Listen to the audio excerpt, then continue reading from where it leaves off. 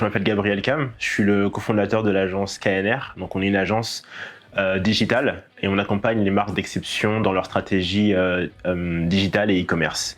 Et je suis aussi le fondateur du site Modalova, qui est un site de shopping de vêtements en ligne. Donc ma première boîte, KNR, l'agence, donc je l'ai montée avec mon associé Antoine Roffleur.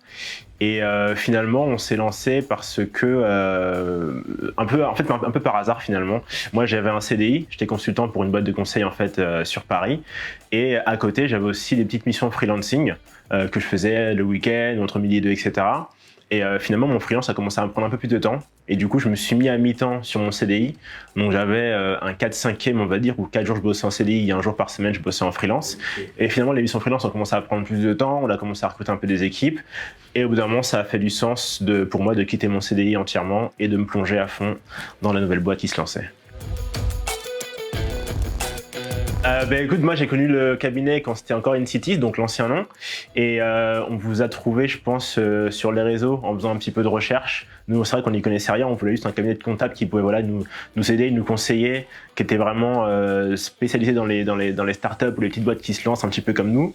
Donc on a donné des recommandations à gauche et à droite, on vous a rencontré, premier rendez-vous s'est bien passé, donc on a signé direct.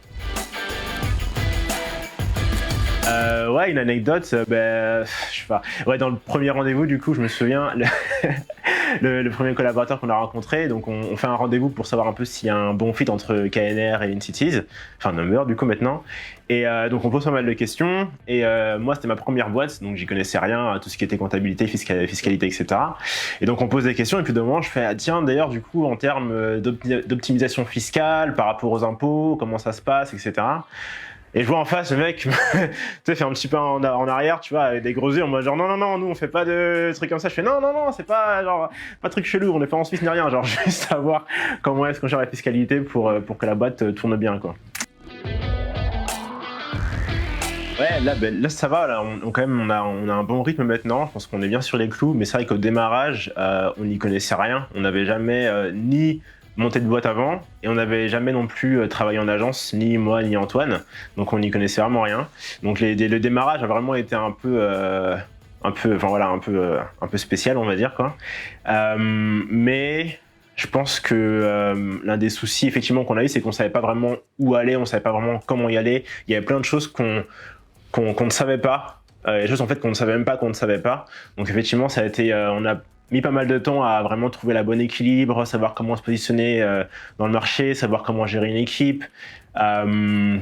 Donc ouais, plein de choses en fait qui nous ont un peu manqué au début. Mais du coup après, sur Paris, on a la chance d'avoir un bon écosystème en fait de start-up, de boîtes qui se lancent. Donc on trouve plein de ressources en ligne, on a plein de rendez-vous sur Paris, de gens qui nous aident. Et donc au fur et à mesure, on a réussi à trouver des gens qui nous ont dit bah voilà, fais ça, fais pas ça, fais pas ça, fais ça plutôt. Et du coup bah ça aide beaucoup mieux. Mais c'est vrai que les 3 premières années, ça a été un peu voilà, au freestyle, quoi. Je pense le premier. Pour moi, j'aime bien ça. J'aime bien le fait de monter des projets, de fait que j'ai un peu une maîtrise sur ce qui se passe. Vraiment, quand j'étais petit, moi, je voulais être inventeur, tu vois, donc j'avais déjà cette envie de création. J'ai jamais été vraiment artiste, donc c'est plus création de projets, les gérer. Et c'est ce que j'aime en fait dans mon travail, c'est le fait de pouvoir observer des choses, finalement, avoir une idée et derrière mettre en place les choses qui permettent de la concrétiser, si tu veux. Donc j'aime bien ça. J'aime bien aussi le fait d'avoir plusieurs casquettes dans mon métier. Et forcément indépendant, en tout cas quand tu gères une boîte, quand tu as une équipe, etc., quand tu arrives à bien gérer ton temps, ça t'apporte aussi beaucoup de liberté. Tu vois, aujourd'hui, je peux plus ou moins voyager tout en travaillant, je peux prendre des vacances si j'ai envie, etc. Je gère mon temps un peu comme je le veux. Et c'est un peu un luxe en fait, et ça me fait plaisir. Donc j'aime beaucoup.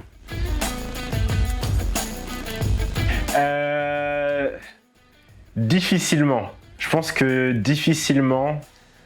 Je sais pas si je me reverrais revenir dans un CDI, en tout cas dans la version du CDI telle que je l'ai en tête.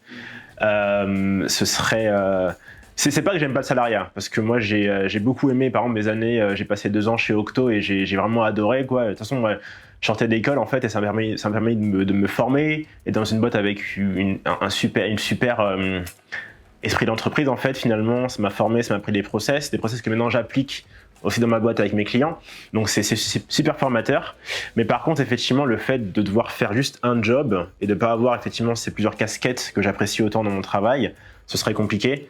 Je pense que j'aurais beaucoup de mal à me restreindre en fait dans ce que j'ai envie de faire. Mon conseil que je donne souvent en général, c'est juste lancez-vous et vite finalement.